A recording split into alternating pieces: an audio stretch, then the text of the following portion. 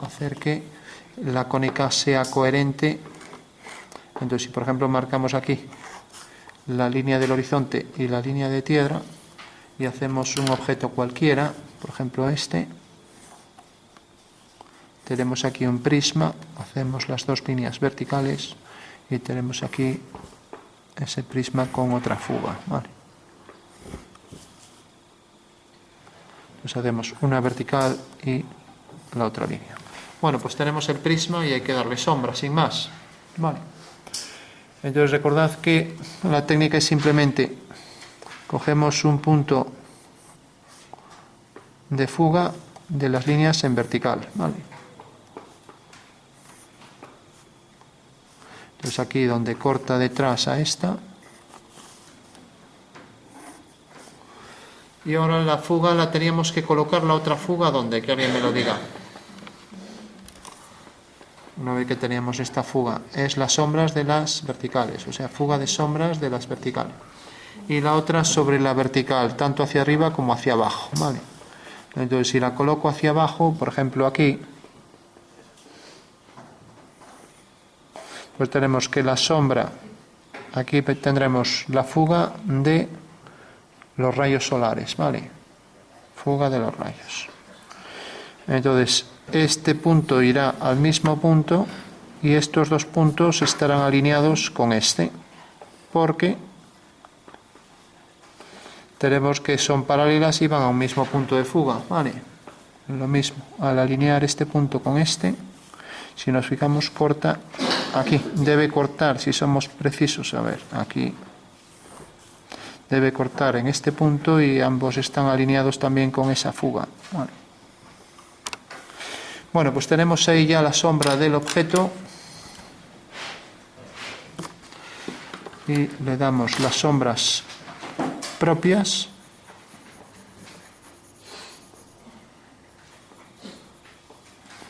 Y las que proyecta sobre el suelo, ¿vale? Bueno, pues esto era lo que había que recordar de perspectiva cónica y sombras, ¿no? Que en realidad las paralelas, las líneas verticales en paralelo van todas las sombras de las verticales hacia esta fuga, mientras que los rayos van a una fuga que está sobre esta línea. Eso cuando tenemos un plano de cuadro recto, no hemos visto otra cosa, ¿no? Vale. Entonces, marcamos aquí la sombra propia del objeto y la que proyecta sobre el suelo. Y esto nos puede servir para calcular cualquier sombra que esté sobre ese plano, cualquier figura, ¿vale?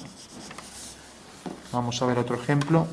Remarcamos aquí las líneas del contorno de la figura. Entonces tenemos aquí la línea en vertical, y esto que fuga hacia este punto.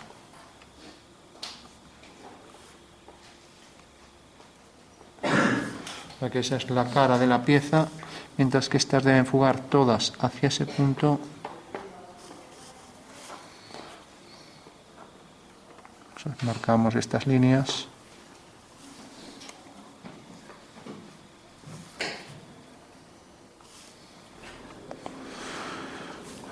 Bueno, pues en cónica habrá que saber hacer esto. Simplemente tenemos un objeto, puede ser un prisma, una pirámide, lo que sea, y saber hacer las sombras en perspectiva cónica significa saber hacia dónde tenemos que fugar las sombras de las verticales y donde tendremos la fuga de los rayos solares, ¿no? Sobre la vertical por esta línea, ¿no? Bueno, como esto está muy oblicuo, parece ser que aquí habría más luz que aquí, por lo tanto este es el que llevaría el tono medio. ¿Vale? Este el tono medio, este el oscuro y esto la sombra que se proyecta sobre el suelo, ¿vale? Y esa sería la sombra del prisma, ¿vale? Si por ejemplo cogemos otro objeto aquí mismo, vamos a ver algún objeto más para que se entienda. Imaginaros que aquí por ejemplo pues hay una farola sobre una línea vertical. Aquí pues tenemos esta varilla y aquí una esfera. Entonces, ya que eso es una farola, pues esto podría ser una especie de caseta. Entonces marcamos aquí una puerta. Marcamos aquí, por ejemplo, un escalón. Y tenemos esta especie de caseta de obra. Vale. Entonces esto fugará hacia este punto y esto hacia este punto. Entonces, sombra de esta farola que está aquí. Bueno, pues sabemos que solo hay que hacer dos líneas, nada más. Tenemos una línea que va hacia FSV y otra línea que va hacia FR. Vale.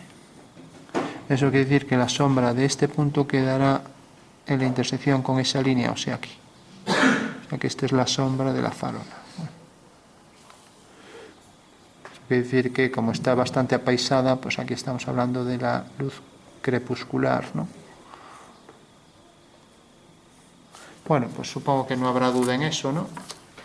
Y lo mismo, la sombra de este prisma pues debe fugar hacia esta fuga, o sea que fugamos hacia esta fuga,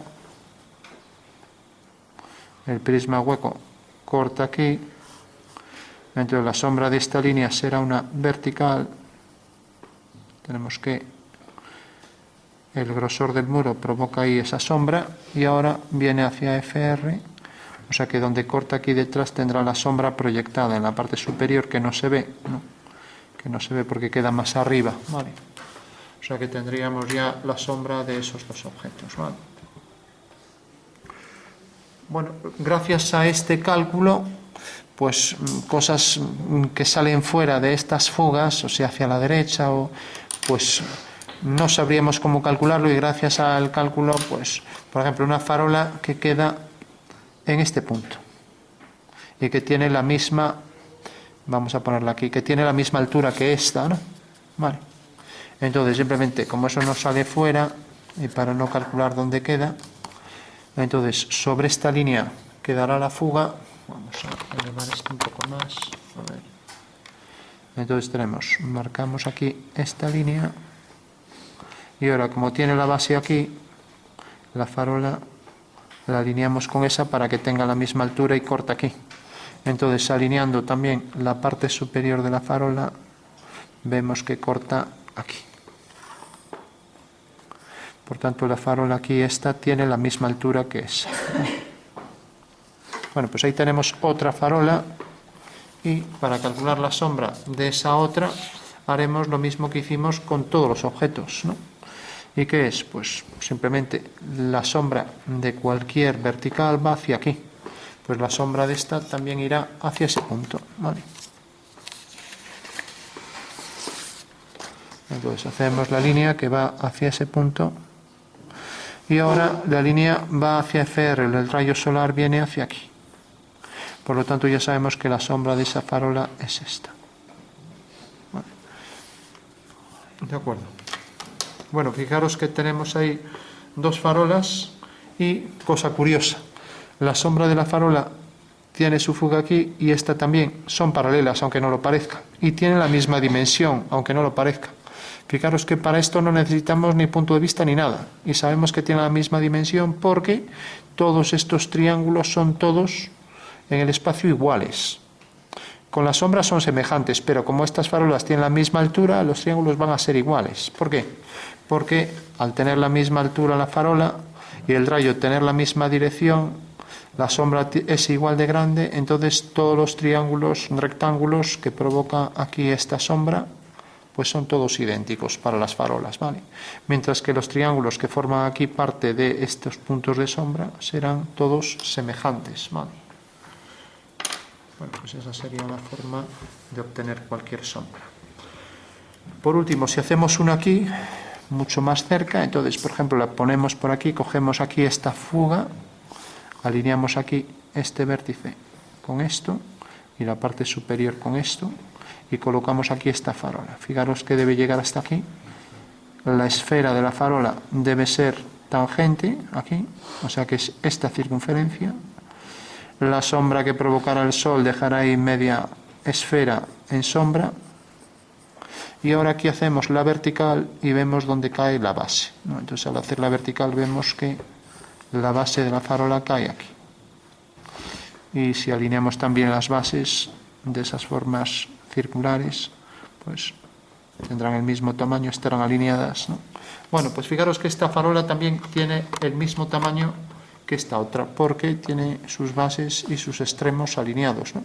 Y como esto tiene la fuga hacia aquí, pues esto fugará también su sombra hacia allá, ¿vale? Y ahora, como esto, el rayo de sol viene hacia aquí, pues el rayo de sol para esta farola también caerá por aquí. Eso quiere decir que la intersección de este cono con esto me dará ahí la sombra ya de esta otra farola. Bueno, pues esa será la farola y su sombra. Y las tres, pues como vemos, tienen estas tres sombras, esta de aquí, esta de aquí, esta de aquí y esta de aquí. Y tienen todos exactamente el mismo tamaño, ¿vale? Aunque no lo parezca, vamos.